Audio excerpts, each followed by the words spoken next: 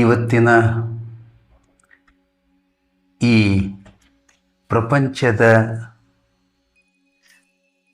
ಬದುಕಿನಲ್ಲಿ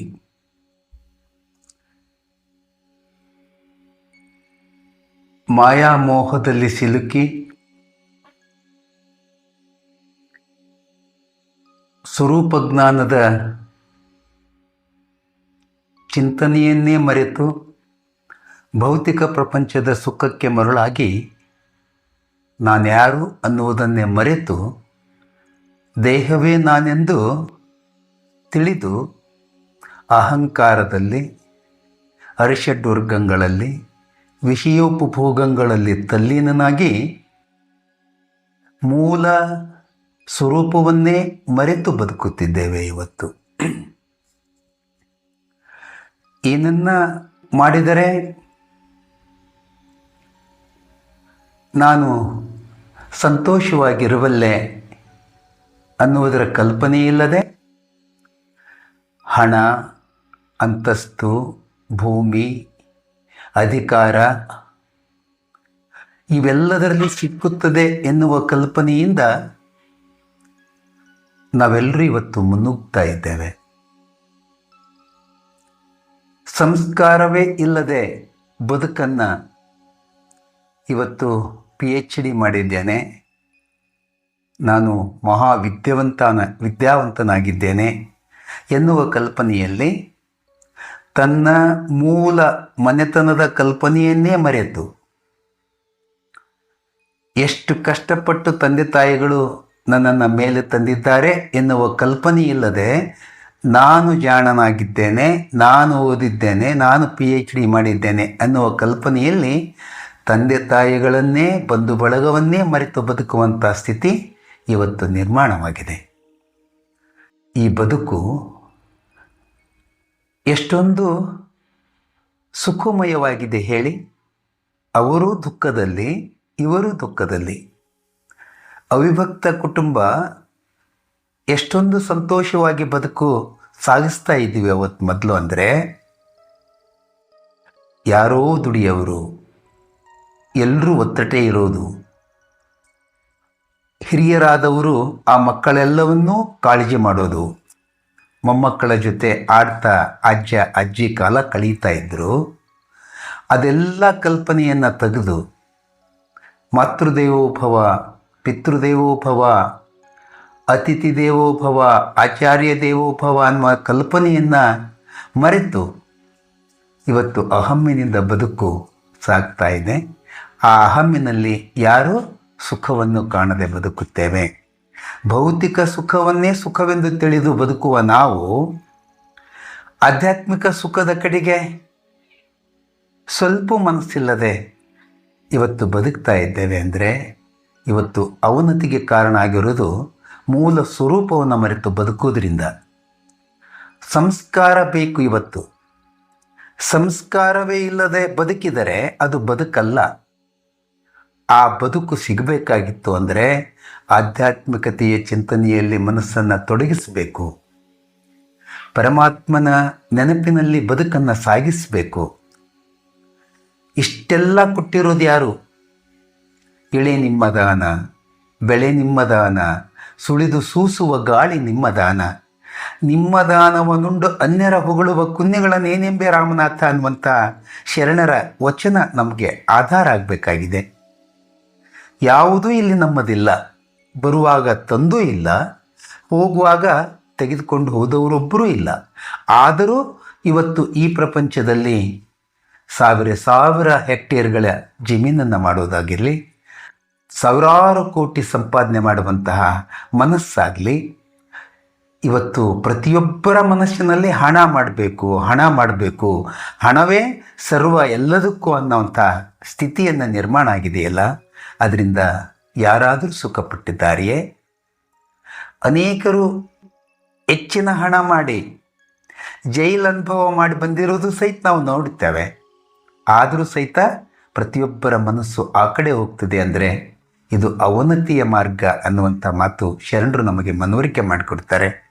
ಅಂಥ ಸ್ಥಿತಿ ಶರಣ ತತ್ವದ ಚಿಂತನೆಯಲ್ಲಿ ಮನಸ್ಸಿದ್ದರೆ ಅವನಿಗೆ ಸಂಸ್ಕಾರ ಸಿಗ್ತದೆ. ಸಂಸ್ಕಾರ ಸಿಕ್ಕರೆ ಅವನು ಸರಿಯಾದ ಬದುಕನ್ನು ಬದುಕೋದಕ್ಕೆ ಸಾಧ್ಯ ಆಗ್ತತಿ. ಆ ಸಂಸ್ಕಾರ ಇಲ್ಲದ ಬದುಕು ಯಾತಕ್ಕೂ ಬಾರದು ಅನ್ನುವಂಥದ್ದು ಇವತ್ತು ಪ್ರತಿಯೊಬ್ಬರ ಮನಸ್ಸಿನಲ್ಲಿ ದುಃಖವನ್ನು ತಂದು ಕೊಡ್ತಕ್ಕಂಥದ್ದು ಈಗದು. ಇವತ್ತು ಅವರವರ ಮಕ್ಕಳೇ ತಂದೆ ತಾಯಿಗಳ ಮಾತನ್ನು ಕೇಳಿದಂಥ ಸ್ಥಿತಿ ನಿರ್ಮಾಣವಾಗಿದೆ. ಹಾಗಾದರೆ ಈ ಬದುಕು ಇನ್ನು ಮುಂದೆ ಎಲ್ಲಿ ತನಕ ಹೋಗುವುದಿದು? ಇದು ವಿನಾಶದ ತುತ್ತ ತುದಿಗೆ ಹೋಗುವಂತಹ ಸನ್ನಿವೇಶ ಅನ್ನೋದು ಅಧ್ಯಾತ್ಮ ಜೀವಿಗಳಿಗೆ ತಿಳಿತದೆ. ಇವತ್ತು ಭೌತಿಕ ಪ್ರಪಂಚವನ್ನೇ ನಂಬಿದಂಥವರು ಬಹಳ ಸುಖ ಇದೆ ಅಂತ ತಿಳ್ಕೊಂಡಿದ್ದಾರೆ. ಇದು ಸುಖ ಇಲ್ಲ, ದುಃಖದ ಅತಿರೇಕದಲ್ಲಿ ನಾವಿದ್ದೇವೆ. ಅದನ್ನು ಪ್ರತಿಯೊಬ್ಬರು ತಿಳಿದಾಗ ಮಾತ್ರ ಅವರ ಬದುಕು ಹಸನಾಗ್ತದೆ.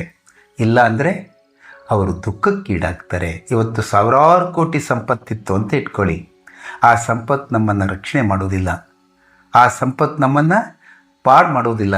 ಯಾಕಂದರೆ ನಮಗೆ ಬೇಕಾಗಿರೋದು ತುತ್ತು ಅನ್ನ, ಒಂದಿಷ್ಟು ನೀರು, ಇರುವುದಕ್ಕೆ ವಸತಿ ಸ್ಥಳ, ಇಷ್ಟಿದ್ದರೆ ಒಂದಿಷ್ಟು ಔಷಧಿ ರೋಗಕ್ಕೆ, ಇಷ್ಟಿದ್ರೆ ಸಾಕು.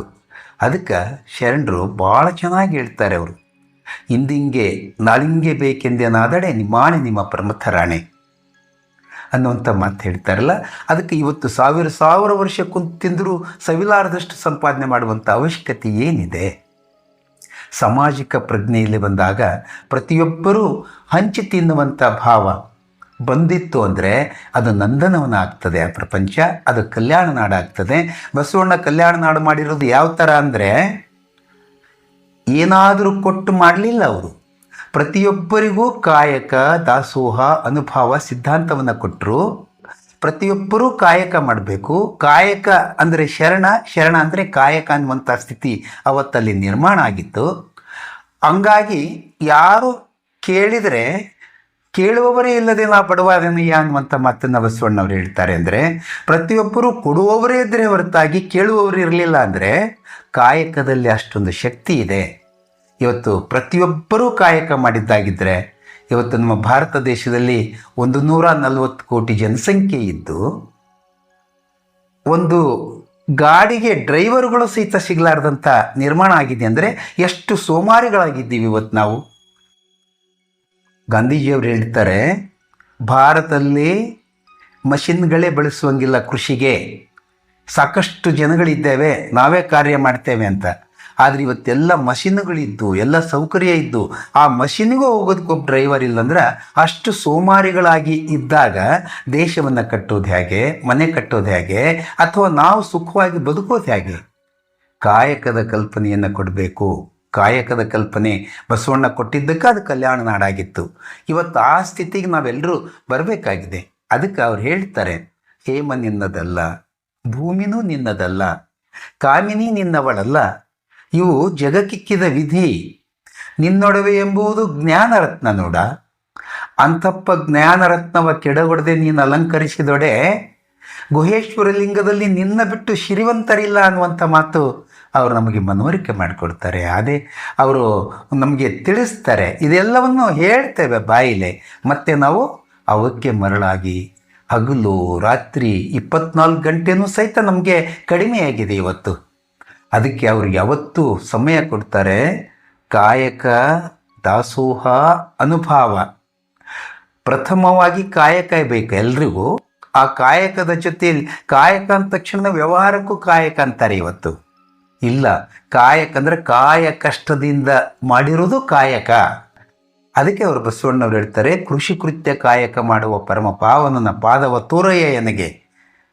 ಅಂದರೆ ಕೋಟಿ ವಿದ್ಯೆಗಳಲ್ಲಿ ಮೇಟಿ ವಿದ್ಯೆ ಶ್ರೇಷ್ಠ ಅಂತ ತೀರ್ಮಾನ ಯಾಕೆ ಮಾಡಿದ್ರು ಅಂದರೆ, ಸಕಲ ಜೀವಿಗಳಿಗೂ ಅನ್ನ ಕೊಡುವಂಥ ಕಾರ್ಯ ಮಾಡ್ತಕ್ಕಂಥದ್ದೇ ಈ ಕೃಷಿ. ಈ ಕೃಷಿಯಲ್ಲಿ ಅದಕ್ಕೆ ಆರಂಭ ಮಾಡುವೆ ಅಂತ ಬಳಸ್ತಾರೆ ಶರಣರು. ಕೃಷಿ ಏನು ಇದೆಯಲ್ಲ, ಸಕಲ ಜೀವಿಗಳಿಗೂ ಅನ್ನ ಕೊಡ್ತಕ್ಕಂಥದ್ದು. ಇವತ್ತು ಕೋಟಿ ಸಂಪಾದನೆ ಮಾಡಿದ್ರು ಸಹಿತ ಅವರು ಸಹಿತ ಏನು ತಿನ್ನಬೇಕು? ಆಹಾರ, ಜೋಳ, ಸಜ್ಜಿ, ರಾಗಿ, ಗೋಧಿ ಇವನ್ನೇ ತಿನ್ನಬೇಕೇ ಹೊರತಾಗಿ ದುಡ್ಡು ತಿನ್ನೋಕ್ಕಾಗೋಲ್ಲ. ಅದಕ್ಕೋಸ್ಕರ ಇವತ್ತು ಕೃಷಿಗೆ ಅತಿ ಪ್ರಾಮುಖ್ಯತೆ ಬೇಕಾಗಿದೆ. ನಮ್ಮ ಸರ್ಕಾರಗಳು ಸಹಿತ ಅದಕ್ಕೆ ಲಕ್ಷ್ಯ ವಹಿಸಬೇಕಾಗಿದೆ. ಕೃಷಿಯಲ್ಲಿ ಸಮೃದ್ಧಿ ಇರ್ತದೆ. ಇಲ್ಲಿ ಸಂತೆಕೆಲ್ಲೂರಿನ ಗನಮಡದಪ್ಪಗಳು ಹೇಳ್ತಾರೆ, ಯಾವ ದೇಶದ ಕೃಷಿ ಸಮೃದ್ಧಿ ಇರ್ತದೆ ಆ ದೇಶ ಸಮೃದ್ಧಿ ಆಗ್ತದೆ, ಯಾವ ದೇಶದ ಕೃಷಿ ಸಮೃದ್ಧಿ ಇಲ್ಲ ಆ ದೇಶ ಸಮೃದ್ಧಿ ಆಗೋದಿಲ್ಲ ಅನ್ನುವಂಥ ಮಾತನ್ನು. ಯಾಕೆಂದರೆ ಪ್ರತಿಯೊಬ್ಬರಿಗೂ ಅನ್ನ ಬೇಕೇ ಹೊರತಾಗಿ ದುಡ್ಡಲ್ಲ. ಇವತ್ತು ಬರೀ ದುಡ್ಡಿಗೆ ನಾವು ಬಲಿ ಬಿದ್ದು ಈ ಕೃಷಿ ಕಡೆಗೆ ಮಹತ್ವ ಕೊಡಲಾರ್ದ ಪ್ರತಿಯೊಬ್ಬರು ಇವತ್ತು ಏನಾಗಿದೆ, ಕೃಷಿಕರು ಸಹಿತ 100 ಎಕರೆ ಜಮೀನಿದ್ದರೂ ಸಹಿತ ನಾನೊಂದು ನೌಕರಿ ಮಾಡಬೇಕು ಅನ್ನುವಂಥ ಭಾವನೆ ಯಾಕೆ ಬರ್ತದೆ ಅವರಿಗೆ ಅಂದರೆ, ಕೃಷಿನಲ್ಲೇ ಶ್ರಮ ವಹಿಸಬೇಕಾಗ್ತದೆ, ದುಡಿಬೇಕಾಗ್ತದೆ. ದುಡಿಯದೇ ಬದುಕುವಂಥ ಸ್ಥಿತಿ ಇವತ್ತು ನಿರ್ಮಾಣ ಮಾಡ್ಕೊಳ್ತಾರೆ. ಅಂಥ ಸ್ಥಿತಿ ಶರಣರು ಒಪ್ಪೋದಿಲ್ಲ.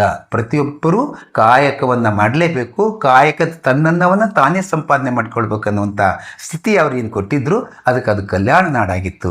ಅಂಥ ಕಲ್ಯಾಣ ನಾಡು ಇವತ್ತೂ ಮಾಡೋದಕ್ಕೆ ಬರ್ತದೆ. ಪ್ರತಿಯೊಬ್ಬರೂ ದುಡಿಯಬೇಕು, ದುಡಿದು ತಿನ್ನಬೇಕು ಅನ್ನುವಂಥ ಭಾವನೆ ಬರಬೇಕು. ಅದು ಸಂಸ್ಕಾರ ಕೊಡಬೇಕು. ಇವತ್ತು ನಮ್ಮ ಶಾಲಾ ಕಾಲೇಜುಗಳಲ್ಲಿ ಸಂಸ್ಕಾರ ಸಿಕ್ಕೋದಿಲ್ಲ. ಬರೀ ಮಠ ಮಂದಿರಗಳಿಗೆ ಹೋಗಿ ಬಂದುಬಿಟ್ರೆ ಸಂಸ್ಕಾರ ಸಿಕ್ಕೋದಿಲ್ಲ. ಗುಡಿ, ಚರ್ಚು, ಮಸೂದಿಗಳಲ್ಲಿ ಹೋಗಿ ಬಂದರೆ ಸಂಸ್ಕಾರ ಸಿಗೋದಿಲ್ಲ. ಅದು ಮನೆಯಲ್ಲಿಯೇ ಸಿಗಬೇಕು. ಪ್ರಥಮ ಗುರು ತಾಯಿ. ಆ ತಾಯಿ ತಂದೆಯೇ ಮನೆಯಿಂದ ಬಂದಂಥ ಸಂಸ್ಕಾರ ಮಾತ್ರ ಮಕ್ಕಳಿಗೆ ಸರಿ ಹೋಗ್ತದೆ. ಆದರೆ ಮಕ್ಕಳು ಇವತ್ತು ತಂದೆ ತಾಯಿ ತಲೆ ಬೆಳೆಯುವಂಥ ಸ್ಥಿತಿ ಎಲ್ಲಿದೆ?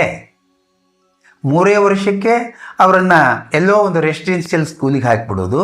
ತಂದೆ ತಾಯಿಗಳೇ ತಿಂಗಳಿಗೊಮ್ಮೆ ಮುಖ ನೋಡುವಂಥ ಸ್ಥಿತಿ. ತಂದೆ ತಾಯಿಗಳು ಸಂಸ್ಕಾರ ಕೊಡೋದು ಯಾವಾಗ? ಸಾಧ್ಯ ಇಲ್ಲ. ಮತ್ತು ಶಾಲೆ ಕಾಲೇಜುಗಳಲ್ಲಿಂತ ಸಂಸ್ಕಾರ ಇಲ್ಲವೇ ಇಲ್ಲ. ಅದಕ್ಕಿಷ್ಟು ಅವನತಿಯಾಗಿರೋದು. ಈ ಅವನತಿಯನ್ನು ತೋರಿಸ್ಬೇಕಂದ್ರೆ ತಾಯಿ ಮದುವಲು ಕೊಡಬೇಕು. ಮದುವಲು ತಾಯಿ ಏನು ಕೊಡ್ತಿದ್ರು ಗೊತ್ತಾ? ಒಂದು ತ್ರಿಪದಿಯಲ್ಲಿ ಹೇಳ್ತಾರೆ, ಜಾನಪದದಲ್ಲಿ ಹೇಳ್ತಾರೆ ಅವರು, ಆಚಾರಕ್ಕರ ಸಾಗು, ನೀತಿಗೆ ಪ್ರಭುವಾಗು, ಮಾತಿನಲ್ಲಿ ಚೂಡಾಮಣಿಯಾಗು, ಮಾತಿನಲ್ಲಿ ಮಣಿಯಾಗು ನನ್ನ ಕಂದ, ಜ್ಯೋತಿಯಾಗು ಜಗಕ್ಕೆಲ್ಲ. ಈ ಒಂದು ತ್ರಿಪದಿಯಲ್ಲಿ ಆಚಾರಕ್ಕರಸಾಗು, ನೀತಿಗೆ ಪ್ರಭುವಾಗು. ನೋಡಿ, ರೀತಿ ತಪ್ಪಲಿ, ನೀತಿ ತಪ್ಪಬಾರ್ದಾಗಿತ್ತು. ಇವತ್ತು ರೀತಿ ನೀತಿ ಎಲ್ಲವನ್ನು ತಪ್ಪಿ ಇವತ್ತು ಏನಾಗಿದೆ, ಪ್ರಪಂಚ ಹಾಳಾಗ್ತಾ ಇದೆ. ರೀತಿ ತಪ್ಪಲಿ. ಮೊದಲು ನಾವು ಬಂಡಿನಲ್ಲಿ ಹೋಗ್ತಿದ್ವಿ, ಇವತ್ತು ಕಾರ್ನಾಗ ಹೋಗ್ತೀವಿ, ಪ್ರಶ್ನೆ ಇಲ್ಲ, ಹೋಗೋಣ. ಆದರೆ ನೀತಿ ತಪ್ಪಬಾರ್ದಾಗಿತ್ತಲ್ಲ. ಅದಕ್ಕೆ ಆ ತಾಯಿ ಹೇಳ್ತಾಳ, ನೀತಿಗೆ ಪ್ರಭುವಾಗು, ಮಾತಿನಲ್ಲಿ ಚೂಡಾಮಣಿಯಾಗು. ಅಂದರೆ ನುಡಿದರೆ ಮುತ್ತಿನ ಹಾರದಂತಿರಬೇಕು. ಬಸವಣ್ಣವ್ರು ಹೇಳ್ತಾರಲ್ಲ, ಆ ಥರ ಮಾತು ಪ್ರತಿಯೊಬ್ಬರನ್ನು ಪ್ರೀತಿಸುವಂತಹದ್ದಿರಬೇಕು. ಮಾತಿನಲ್ಲಿ ಚೂಡಾಮಣಿಯಾಗು, ಜ್ಯೋತಿಯಾಗು ಜಗಕ್ಕಿಲ್ಲ ಅನ್ನುವಂಥ ಮಾತಂದ್ರೆ ಜಗಜ್ಯೋತಿ ಅಪ್ಪ ಬಸವಣ್ಣವ್ ಅಂತ ಹೇಳ್ತೇವಲ್ಲ. ಜ್ಯೋತಿ ಅಂದರೆ ಬೆಳಕು, ಇಡೀ ಜಗತ್ತಿಗೆ ಬೆಳಕು ಕೊಡುವಂಥವನಾಗಬೇಕೇ ಹೊರತಾಗಿ ಕತ್ಲು ಕೊಡುವಂಥವನಾಗಬಾರ್ದು. ಕತ್ಲಂದರೆ ಅಜ್ಞಾನ, ಇಲ್ಲಿ ಬೆಳಕಂದರೆ ಜ್ಞಾನ. ಪ್ರತಿಯೊಬ್ಬರ ಜೀವನದಲ್ಲಿ ಬೆಳಕು ಕೊಡುವಂಥವನೇ ಆಗಬೇಕೇ ಹೊರತಾಗಿ ಆ ಥರ ಆಗಬಾರ್ದು ಅನ್ನುವಂಥ ಒಂದು ತ್ರಿಪದಿಯಲ್ಲಿ ಹೇಳುವಂಥ ಇದನ್ನು ಇವತ್ತು ಯಾವ ತಾಯಿದವ್ರು ಹೇಳ್ತಾರೆ ಹೇಳಿ? ನನ್ನ ಮಗ ಡಾಕ್ಟರ್ ಆಗಲಿ, ಇಂಜಿನಿಯರ್ ಆಗಲಿ, ಈ ಕನಸನ್ನು ಕಾಣ್ತೇವೆ ಹೊರತಾಗಿ ನನ್ನ ಮಗ ಒಬ್ಬ ಸಂತ ಆಗಲಿ, ಶರಣ ಆಗಲಿ ಅಂತ ಯಾರೂ ಇಲ್ಲಿ ಬಯಸೋದಕ್ಕೆ ತಯಾರಿಲ್ಲ. ಅದಕ್ಕೆ ಇವತ್ತು ಪ್ರಪಂಚ ಅವನತಿಗೆ ಹೋಗ್ತತಿ. ಇವತ್ತು ನಮ್ಮಲ್ಲಿ ಎಷ್ಟೇ ಹಣ ಇದ್ದರೂ ಸಹಿತ ನಾವು ಸಂತೋಷವಾಗಿಲ್ಲ. ಆವತ್ತಿನ ದಿವಸ ಹಣ ಇರಲಿಲ್ಲ, ಅವ್ರಿಗೆ ಒಂದೊತ್ತಿನ ಊಟ ಇರಲಿಲ್ಲ, ಆದರೆ ಅವರ ಮುಖದ ಕಳೆ ನೋಡಿದರೆ ಶರಣರು ಕಂಡಂಗೆ ಕಾಣ್ತಿದ್ರು. ಇವತ್ತು ಕೋಟಿ ಕೋಟಿ ಸಂಪಾದನೆ ಮಾಡಿದವ್ರ ಮುಖ ನೋಡಿದ್ರೆ ಅವರು ಚಿಂತಾಕ್ರಾಂತರಾಗಿ, ಟೆನ್ಷನ್ಗೀಡಾಗಿ, ಪ್ರತಿ ರೋಗಿಗಳಾಗಿ, ಮನೆಗಳೇ ದವಾಖಾನೆಗಳಾಗುವಂಥ ಸ್ಥಿತಿ ನಿರ್ಮಾಣ ಯಾಕಾಗಿದೆ ಅಂದರೆ ನಾವು ಸಂಸ್ಕಾರವನ್ನು ಬಿಟ್ಟು ಹೊರಟಿದ್ದೇವೆ. ಆ ಸಂಸ್ಕಾರ ಇಲ್ಲ, ನಾವು ಯಾವತ್ತೂ ಆರಾಮವಾಗಿರೋದಕ್ಕೆ ಸಾಧ್ಯ ಇಲ್ಲ. ಆನಂದಾತರಿಕಕ್ಕೆ ಹೋಗ್ಬೇಕು ಅಂತಂದರೆ ಸುಖ, ಸಂತೋಷ, ಆನಂದ, ಇವು 3 ಸ್ಟೆಪ್ಗಳು ಬದಲಿನೇ. ಆನಂದ ಅಂದರೆ ಆನಂದಕ್ಕೆ ಹೋದ್ಮೇಲೆ ಈ ಸುಖ ದುಃಖಗಳ ಕಲ್ಪನೆ ಸಹಿತ ಇರುವುದಿಲ್ಲ. ಅಂಥ ಸಿದ್ಧಾಂತವನ್ನು ಶರಣರು ನಮಗೆ ಕೊಡ್ತಾರೆ. ಅಪ್ಪ ಬಸವಣ್ಣವರು ಅವತ್ತು ಅನುಭವ ಮಂಟಪವನ್ನು ಕಟ್ಟಿ ಎಲ್ಲ ಕಡೆಯಿಂದ ಶರಣರನ್ನು ಕಲಿಸಿ 770 ಅಮರಗಣಗಳಾಗಿ ಲಕ್ಷದ ಮೇಲೆ 96,000 ಸದಸ್ಯರಿದ್ಕೊಂಡು ಇಡೀ ವಚನ ಸಾಹಿತ್ಯವನ್ನು ದೇಶದ ತುಂಬ ಹಂಚ್ತಾ ಹೋದರು. ಅವತ್ತು ಇದ್ದಂಥದ್ದು ಇವತ್ತು ಅದು ಬಂತು ಅಂದರೆ ಕಲ್ಯಾಣ ನಾಡಾಗೋದ್ರಲ್ಲಿ ಸಂದೇಹ ಇಲ್ಲ ಅನ್ನುವಂಥ ಮಾತನ್ನು ಈ ಸಂದರ್ಭದಲ್ಲಿ ಹೇಳ್ತಾ, ಇವತ್ತು ಇಲ್ಲಿ ಲಿಂಗರಾಜಣ್ಣವರ ಜೊತೆಯಲ್ಲಿ ಬಂದಾಗ ಇಲ್ಲ ಒಂದಿಷ್ಟು ಮಾತಾಡಿ ಅನ್ನುವಂಥ ಮಾತು ಹೇಳಿದ್ದಕ್ಕೆ ಅವರ ಆದೇಶದ ಪ್ರಕಾರ ಈ ಮಾತುಗಳನ್ನು ಮಾತನಾಡಿದ್ದೇನೆ. ಇವತ್ತು ಪ್ರತಿಯೊಬ್ಬರೂ ತಂದೆ ತಾಯಿಗಳು ಮಕ್ಕಳನ್ನು ಸಂಸ್ಕಾರವಂತರಾಗಿ ಬೆಳೆಸೋದಕ್ಕೆ ಮನಸ್ಸು ಮಾಡೋದಕ್ಕೆ ಹೊರತಾಗಿ ಮಕ್ಕಳು ಎಷ್ಟಿದ್ದಾರೆ ಅನ್ನೋದು ಮಹತ್ವ ಅಲ್ಲ, ಎಂಥ ಮಕ್ಕಳಿದ್ದಾರೆ ಅನ್ನುವಂಥದ್ದು ಮಹತ್ವ ಅದ. ಇವತ್ತು ತಂದೆ ತಾಯಿಗಳನ್ನು ಪ್ರೀತಿಯಿಂದ ನೋಡುವಂಥ ಮಕ್ಕಳು ಬೇಕಾಗಿದೆ ಇವತ್ತು. ಇಲ್ಲಾಂದರೆ ವೃದ್ಧಾಶ್ರಮಗಳು ಉಟ್ಕೊಂಡು ಪ್ರತಿಯೊಬ್ಬರು ಇವತ್ತು ವೃದ್ಧಾಶ್ರಮದಲ್ಲಿ ಬದುಕುವಂಥ ಸ್ಥಿತಿ ನಿರ್ಮಾಣ ಆಗಬೇಕಾಗಿದ್ದರೆ ಇವತ್ತಿನ ವಿದ್ಯೆಯಲ್ಲಿ ಎಷ್ಟು ಶಕ್ತಿ ಇದೆ ಅರ್ಥ ಮಾಡ್ಕೊಳ್ಬೇಕು. ಬದುಕಿನ ನಿರ್ವಹಣೆಗೆ ವಿದ್ಯೆ ಬೇಕೇ ಹೊರತಾಗಿ ಆತ್ಮ ಸಾಕ್ಷಾತ್ಕಾರಕ್ಕಾಗಿ ಸತ್ಯದ ಬದುಕನ್ನು ಬದುಕುವುದಕ್ಕಾಗಿ ಆತ್ಮಿಕ ಜ್ಞಾನ ಬೇಕಾಗಿದೆ, ಸಂಸ್ಕಾರ ಬೇಕಾಗಿದೆ ಅನ್ನೋದನ್ನು ನಾವು ಅರ್ಥಕೊಂಡ್ರೆ ನಿಜವಾಗ್ಲೂ ನಾವು ಆನಂದಾತಿರೇಕದಲ್ಲಿ ಬದುಕೋದಕ್ಕೆ ಸಾಧ್ಯ ಆಗ್ತೈತಿ. ಅದಕ್ಕೆ ಅವರು ಬ್ರಹ್ಮಾನಂದ, ಲಿಂಗಾನಂದ, ಶಿವಾನಂದ ಅಂತ ಬಳಸುತ್ತಾರೆ ಹೊರತಾಗಿ PhD ಆನಂದ ಅಂತ ಎಲ್ಲಿ ಹೇಳಿಲ್ಲ. ಅದಕ್ಕೆ ಇದು ಬದುಕಿನ ನಿರ್ವಹಣೆಗೆ ವಿದ್ಯೆ ಬೇಕು, ವಿದ್ಯೆ ಬೇಡಂತಲ್ಲ, ಕಲೀಲಿ, ಪ್ರಶ್ನೆ ಇಲ್ಲ. ಆ ವಿದ್ಯೆ ಕಲಿಯೋದು ಬದುಕಿಗೋಸ್ಕರ, ಬದುಕನ್ನು ನಮ್ಮನ್ನು ಭೌತಿಕ ಬದುಕನ್ನು ಬದುಕೋದಕ್ಕೋಸ್ಕರ ಬೇಕಾಗಿದೆ. ಅದು ವಿದ್ಯೆನೂ ಬೇಕು. ಆ ನಂತರ ಆಧ್ಯಾತ್ಮಿಕ ಜ್ಞಾನದ ಜೊತೆಗೆ ಸಂಸ್ಕಾರದ ಜೊತೆಗೆ ಆತ್ಮಿಕ ಜ್ಞಾನದ ಜೊತೆಗೆ ಭೌತಿಕ ಉನ್ನತಿ ಮಾಡ್ಕೊಂಡು ಹೋದರೆ ನಿಜವಾಗ್ಲೂ ಕಲ್ಯಾಣ ರಾಜ್ಯ ಮಾಡೋದರಲ್ಲಿ ಸಂಶಯ ಇಲ್ಲ ಅಂತ ಮಾತನ್ನು ಈ ಸಂದರ್ಭದಲ್ಲಿ ನಾನು ಹೇಳೋದಕ್ಕೆ ಬಯಸ್ತೇನೆ. ಓಂ ಶ್ರೀ ಗುರು ಬಸವಲಿಂಗಾಯ ನಮಃ. ಸೃಷ್ಟಿಕರ್ತನಿಗೆ ಪರಮಾತ್ಮನಿಗೆ ಶರಣು ಶರಣಾರ್ಥಿಗಳು.